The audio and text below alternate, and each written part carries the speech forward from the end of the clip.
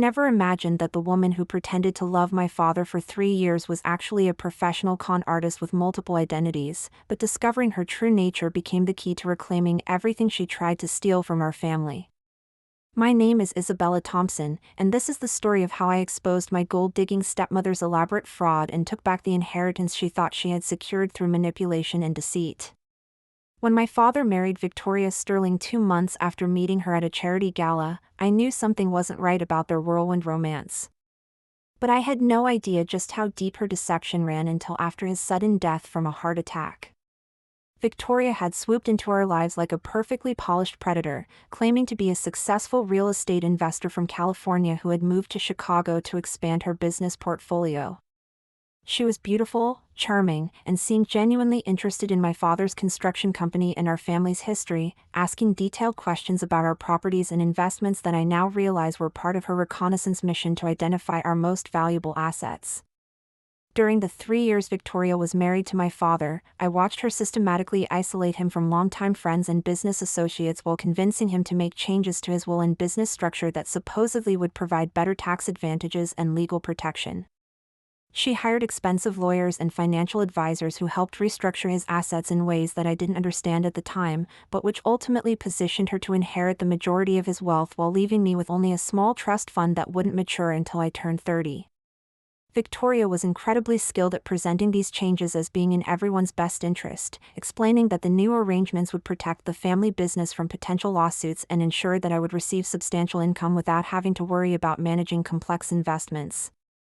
My father, who had always been protective of me but wasn't particularly sophisticated about financial planning, trusted Victoria's expertise and signed documents that transferred significant control of his assets to her as his wife and business partner. I expressed concerns about these arrangements, but Victoria always had reasonable explanations that made my objections seem petty and suspicious of her motives. The morning after my father's funeral, Victoria wasted no time in revealing her true intentions when she informed me that I would need to move out of the family home within 30 days because she planned to sell the property as part of settling the estate.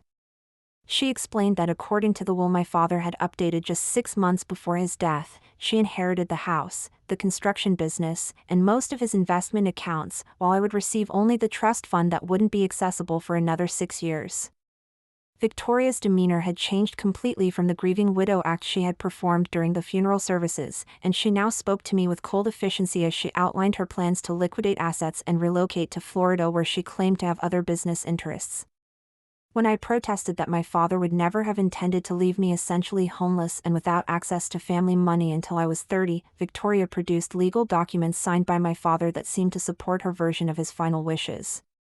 She suggested that if I had concerns about the will, I was welcome to hire my own attorney to review the documents, though she made it clear that any legal challenge would be expensive and unlikely to succeed given the ironclad nature of the estate planning her lawyers had prepared.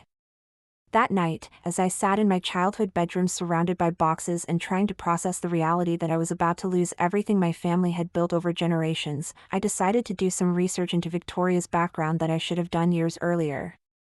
I started with basic internet searches using her name and the details she had shared about her previous life in California, but I found virtually no information about Victoria Sterling's real estate business or her supposed success as an investor.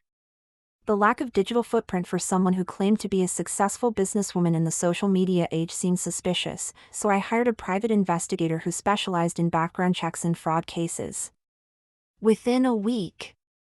the investigator had uncovered evidence that Victoria Sterling was actually Rachel Morrison, a woman with an extensive criminal history involving marriage fraud, identity theft, and elder abuse across multiple states.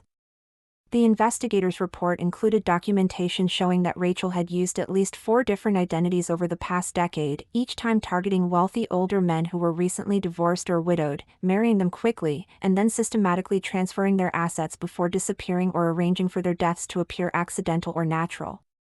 Armed with this explosive information about Victoria's true identity and criminal background, I immediately contacted the FBI's White-Collar Crime Division and provided them with all the evidence the private investigator had gathered about her fraudulent activities. The federal agents were already familiar with Rachel Morrison's pattern of marriage fraud and had been tracking her movements across state lines, making her crimes federal offenses that carried severe penalties including lengthy prison sentences.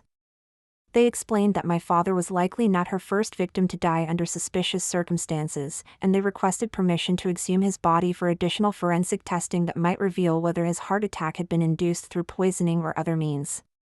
The FBI agents also informed me that any financial transactions Victoria had conducted using fraudulent identity documents could be reversed through the courts, which meant that the changes she had made to my father's estate planning might be invalidated if we could prove they were obtained through deception and fraud. This revelation gave me hope that I might be able to recover my inheritance and ensure that Victoria faced justice for her crimes, but I knew that building a strong legal case would require careful coordination with law enforcement and experienced attorneys who specialized in complex fraud cases. While the FBI built their criminal case against Victoria, I worked with estate attorneys and forensic accountants to document all the financial transactions and legal changes she had orchestrated during her marriage to my father. The investigation revealed that Victoria had been slowly draining money from my father's business accounts and transferring assets to offshore companies that she controlled under her various false identities, preparing for her eventual escape once she had maximized her theft from our family. She had also taken out large life insurance policies on my father without his knowledge, using forged signatures and fraudulent medical information to secure coverage that would have paid her millions of dollars upon his death. The forensic accounting showed that Victoria had stolen over $2 million from family accounts during the 3 years she was married to my father, money that she had hidden in complex financial instruments designed to make the funds difficult to trace or recover. Most shocking of all, the investigation revealed that Victoria had been researching methods for inducing heart attacks in healthy middle-aged men, including purchasing books about untraceable poisons and visiting websites that discussed ways to kill someone without leaving obvious evidence of murder. The confrontation I had been preparing for came sooner than expected when Victoria arrived at the house with a moving truck and a crew of workers to begin removing furniture and valuables that she claimed now belonged to her as the primary beneficiary of my father's estate. She was surprised to find me still living in the house and insisted that I had already been given legal notice to vacate the property, but her confidence began to waver when I calmly explained that I had discovered some interesting information about her background that she might want to discuss privately. I invited her into my father's study, where I had prepared a presentation that included photocopies of documents proving her real identity as Rachel Morrison, along with details about her criminal history and the federal investigation that was now focused on her activities in our city. Victoria's face went pale as I showed her photographs of the other men she had married and defrauded, including 2 who had died under suspicious circumstances similar to my father's sudden heart attack. When I explained that the FBI was already building a case against her for multiple federal crimes, including mail fraud, wire fraud, and potentially murder, Victoria's carefully constructed persona finally cracked as she realized that her elaborate con game was about to collapse around her. Victoria initially tried to deny the evidence and claimed that someone was trying to frame her by creating false documents about her identity, but her desperation became obvious as she offered to split the inheritance with me if I agreed to keep quiet about my discoveries. When I refused her attempted bribe and explained that I had already turned over all evidence to federal authorities, Victoria became hostile and threatened to disappear before any charges could be filed against her, boasting that she had successfully evaded prosecution in other states by changing identities and relocating quickly. However, what Victoria didn't know was that FBI agents were already positioned outside the house, and our entire conversation was being recorded through equipment I was wearing as part of their investigation into her criminal activities.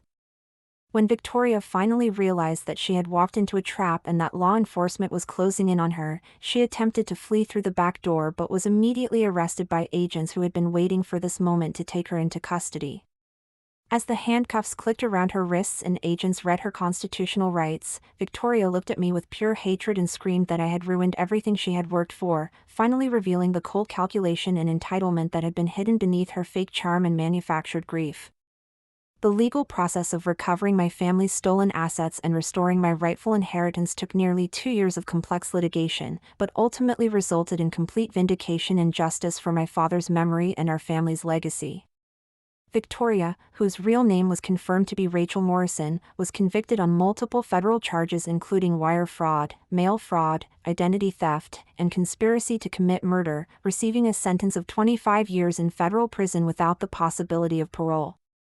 The court ordered full restitution of all stolen funds and assets, which meant that everything Victoria had taken from our family was returned to me as my father's legitimate heir, including the house, the business, and all investments that she had attempted to transfer to her hidden accounts.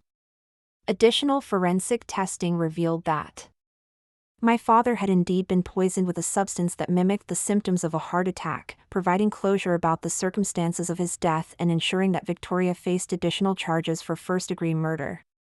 Today, I live in the family home that Victoria tried to steal, successfully managing the construction business that my father built, and working with law enforcement agencies to help identify and prosecute other marriage fraud schemes that target vulnerable individuals who are grieving or isolated, turning my traumatic experience into a force for protecting others from similar predators who destroy families for financial gain.